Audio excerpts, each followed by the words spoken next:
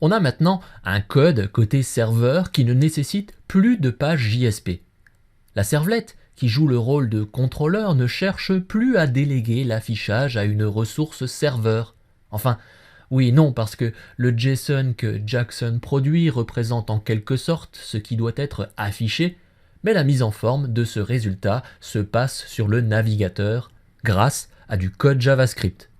Eh bien, qu'en serait-il alors si nous mettions en place l'architecture WebMVC2 avec un framework comme Struts ou Spring MVC, ou même sans framework? Eh bien, ces servlets seraient remplacés par de simples classes dites de commandes. Et de servlets, il n'en resterait qu'une, le contrôleur frontal ou front controller.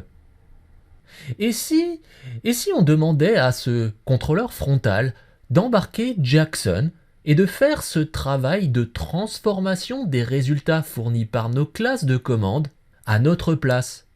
Éviter de créer cet object mapper et d'utiliser la méthode writeValue à chaque fois que l'on veut fournir quelque chose au serveur. Ce serait merveilleux.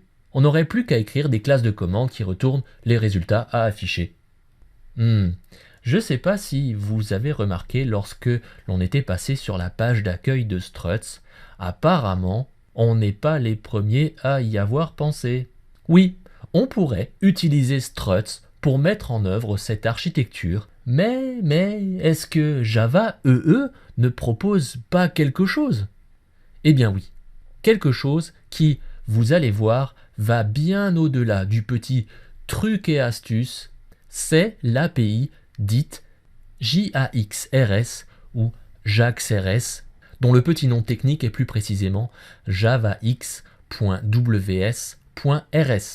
WS pour Web Services et RS pour RESTful.